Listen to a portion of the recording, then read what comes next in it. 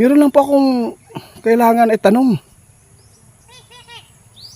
Ngayon po yung in-explore nila Ramil at meron po daw silang nakita at meron po nakakita doon ng mga tao na may mga tao doon na biglang nawawala at meron po daw nangangatok po doon sa kanilang area, doon sa bahay po nila. Sa tuwing binubuksan po yung pintuan, biglang nawawala, wala pong taong nakikita. Ano po ba sila?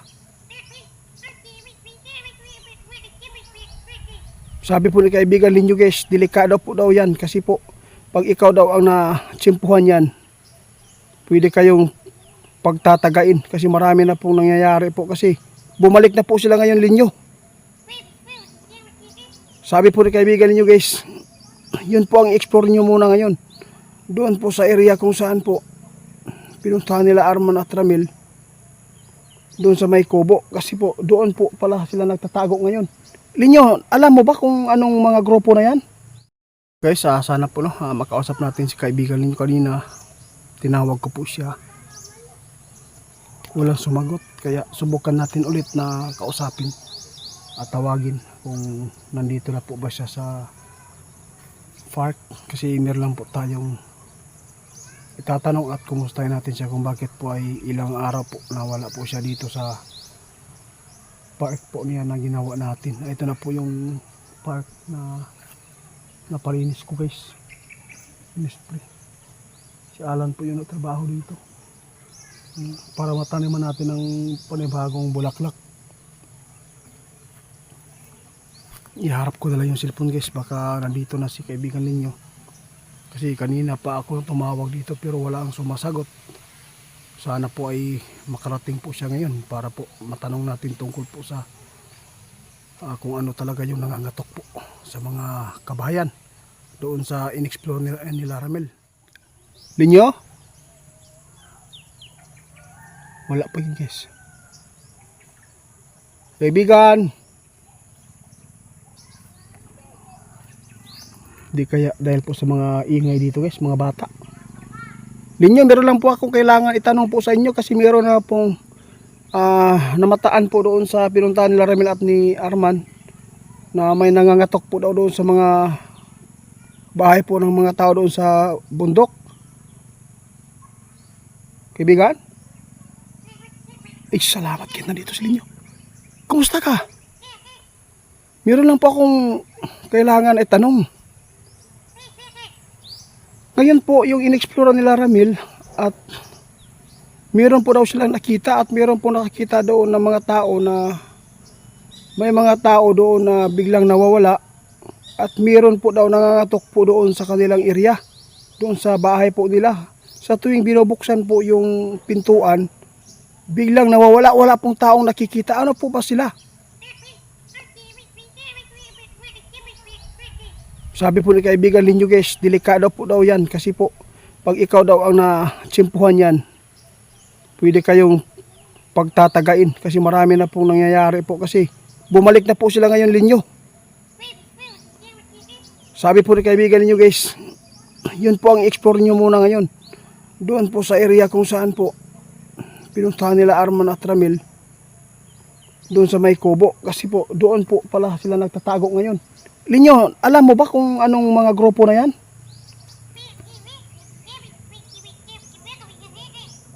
Ang sabi ni kaibigan ninyo guys, hindi pa niya alam kung anong grupo niyan. Kasi kaya pala biglang nawawala, meron pala silang mga kapangyarihan na nakukuha po doon sa tuway-tuway. Pwede pala sila makapagtagulilong kaibigan. Hindi po daw siya makapagtagulilong guys, pero pwede natin daw, hindi natin makikita, lalo na pag normal po ng mga tao na tulad po natin.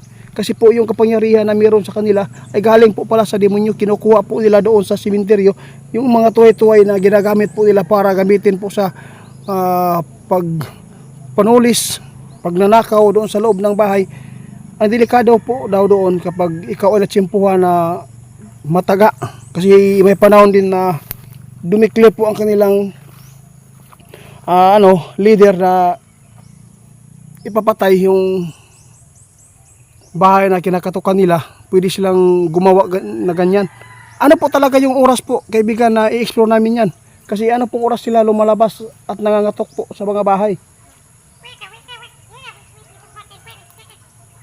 Sabi ni kaibigan ninyo guys, lalabas po daw sila guys sa tuwing alas 12 ng gabi at saka madaling araw dapat daw mag-ingat tayo at huwag ko yung basta-basta po daw magbukas po ng pintuan kasi po delikado po yan dahil po mayroon silang mga dalang itak.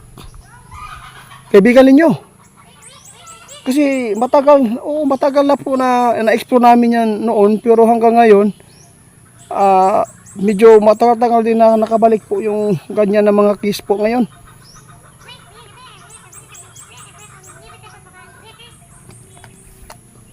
Guys, ang ingon ni kaibigan nilinyo guys, kana sila di ay na karang mga ngatok sa mga bahay po ngayon na namataan po ngayon na hinabol na ramil po doon sa area kung saan po nila pinuntahan ay grupo ito, mga tulisan na may mga dalang kapangyarihan na galing po sa demonyo. Kasi nangunguha po pala sila ng mga tuway-tuway para po ay magamit nila. Kahit po ikaw ay gising kung sila ay makapasok doon sa bahay ninyo, ay pwede kang hindi mo sila namamalayan po doon sa loob na pala sila ng bahay mo. Tapos yung mga tsinilas at pwede din po na gamitan po nila ng orasyon para ikaw ay kusang loob na magbukas po ng pintuan. Ano po talaga ang maganda po doon kaibigan?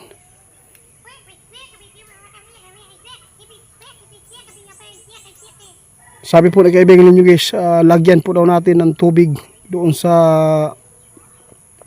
pintuan at saka lagyan po ng kanin.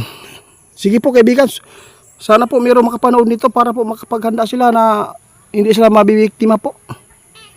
Oo, kung gusto kang kaibigan, baka gusto po ninyong kumain ng anong tawag dito, mulberry ba?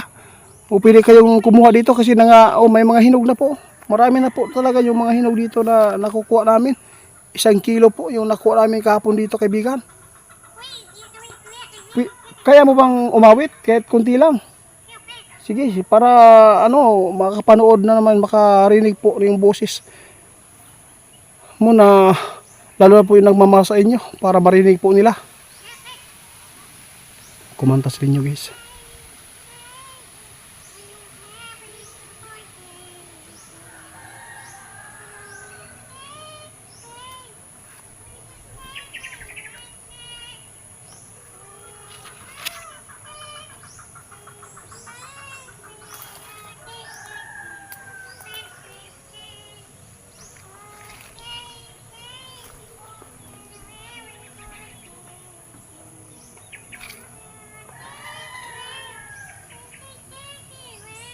Walang kaluma-luma yung boses.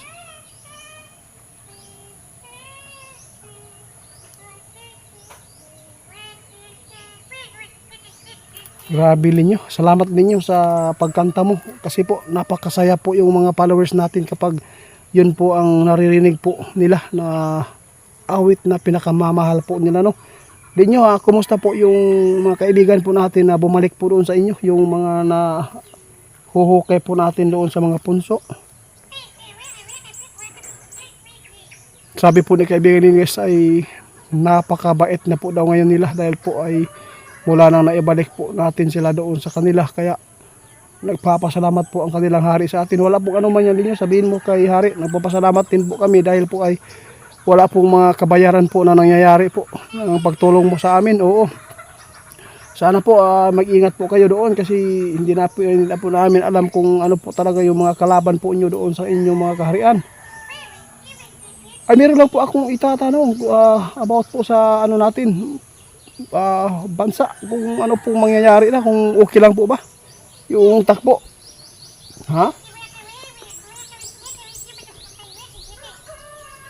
Ay nako guys, sabi po ni kaibigan ninyo guys, hindi daw maganda yung takbo ng natin, government at saka yung lalo na po ay nagbangayan na po alam niyo na po doon na kung sino po sila yung nagbabangayan na mga kababayan lang po natin, yung matataas po talaga yung mga pwesto. Kaya magdasal po tayo na hindi po tayo matulad sa ibang bansa na nag-aaway dahil po sa pride kaibigan. Oo nga, hindi natin, totoo yan, hindi natin alam kung ano po ang nasa isip po nila. Baka po, madadamay lang po talaga yung mga tulad natin mga sibilyan po yung nagtatrabaho po doon sa government. Oo, dapat po, magdasal po tayo, no? Sana po ay wala na po mga bangayan. Oo, ninyo. Mamaya meron po akong itatanong ha. Oo, kasi po, may kailangan po ako itanong kasi nag-umpisa naman po nagla-slide po doon sa Mount Diwata, Diwalwal, no. Buti na lang walang natabunan, guys. 'Yun po ang pinakamalaking trahedya kung hindi po mag-iingat po yung taga doon. Dapat po ipalikas na sana, no, sa mga gobyerno doon na sana po ay di na po doon sila manirahan po doon sa Mount Diwata, Diwalwal para po makaiwas po sa landslide na pinakamalaki, kung malaki man yung nangyari po doon sa doon sa Masara, mas malaki pa ang mangyayari po doon sa Diwata, Diwalwal, guys. Linyo, ang dami po talaga, linyo, ang dami talagang bunga. Oo, sobrang bliss po ito, no? Nasa amin na ang dami bunga kasi nakakuha po ako ng 1 kilo kagahapon diri sa imuhang park. Dami po mga hinog, guys. Grabe, sobra. Salamat kaibigan sa pagkanta. Oo, regards ko na lang kayo sa mga followers natin. Mega love shout out po Ma'am RMB, Ma'am Joan TY, at saka si Ma'am Kiss TV, si Ma'am Angel Yabada, Sweet Silis. Salamat po sa inyong suporta. Lalo na po yung nakakilala sa atin doon sa hospital, taga Asuncion po siya, no? Salamat po sa mag-asawa, sir and ma'am, thank you so much sa support. Sana po mag-ingat po tayo, lalo na po yung trabaho ng inyong husband. Salamat po sa suporta. Thank you and God bless po, guys. Hanggang dito na lang muna. Ito yung update natin tungkol kay kaibigan ninyo. Dapat magdasal po tayo para hindi tayo matulad sa ibang bansa ay nagbabangayan, nag-aaway. Kahit magkalapit lang po yung bansa nila. Kaya hanggang dito na lang, guys. At least po, no, na pakinggan natin yung boses at dumating si kaibigan ninyo dito.